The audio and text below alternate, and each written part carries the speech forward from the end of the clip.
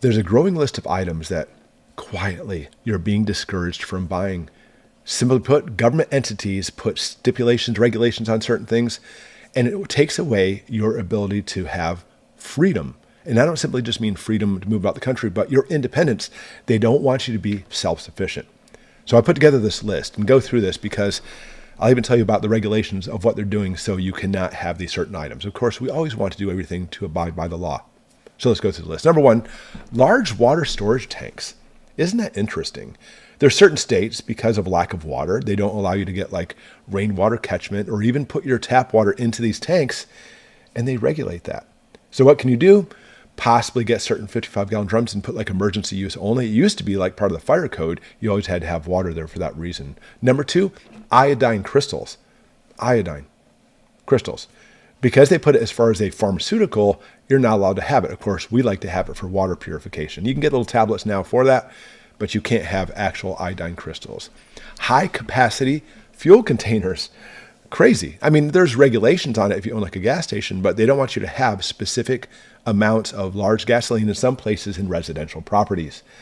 Well, they can't stop you from having tons of like 5-gallon cans, I guess, laying everywhere, but that's something you can do. Number four, certain two-way radios and long-range communications. And we know this, by the way. Obviously, we have ham radios and shortwave and stuff. You have to have licenses for that.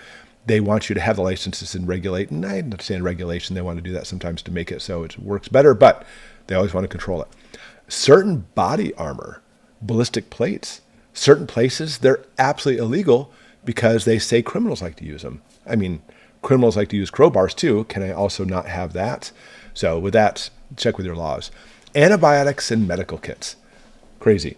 Now, antibiotics abuse, somebody gets on a prescription for 10 days and they only go 1 or 2 days and then stop. That's really bad. It really does make resistant antibiotic strains for the bacteria. I get that. Antibiotics, by the way, when they first came out in the 50s, were totally over the counter, but not anymore. They don't want to try to say, hey, make sure you stay with a prescription, or if you buy over the counter, they want to regulate all of that. Antibiotics are big business. Next up, gold and silver bullion. I think we know about this anyway. When we look at the gold standard, we were taking off the gold standard, and this has caused nothing but problems. But if you actually do large amounts of transactions of these metals, you will be looked at as far as tax evasion and money laundering. Having small denominational gold is what you should go for anyways, or silver, but you can't have giant chunks of it, unfortunately. Certain seeds, heirloom, even more specifically, certain GMO ones, they're actually owned by companies, and if that seed is found in your field, they will come after you with a lawsuit because you're using their seed. But that farmer shot that seed over here, and therefore now I have it. These plants spread. That's the whole point of pollination. But nevertheless, they've changed it so much now that literally it goes other places and there's nothing you can do about it. High output solar generators with the batteries.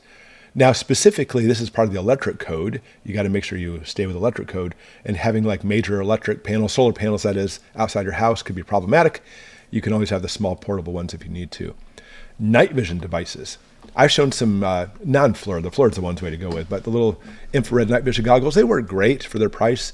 And some of the fluorescent ones are really good, but the high-end ones are only for military use. You're not allowed to use those. If you have those, you're in big trouble. Then lastly, cash over a certain limit. This one blows my mind. If you do any type of withdrawal from a bank of $10,000 or more, you get flagged. You may be considered a terrorist, anti-terror, anti-money laundering things, and you're in big trouble. Even if you do what's called stacking. Hey, let's go to the bank today and get $9,000. Let's go to this bank, another $9,000. And either a few times you over $10,000, they'll still flag you. It's crazy. All right, so there's some things. What else? Boy, sorry, the sun's pointing through. What else would you add to this list? Because there's certain things they always like to regulate. And as preppers, these are certainly the things we want to be able to stockpile. But the government doesn't let us. Sorry, it's so bright. Put it in the comments below. And as always, thanks for watching. We'll see you next time.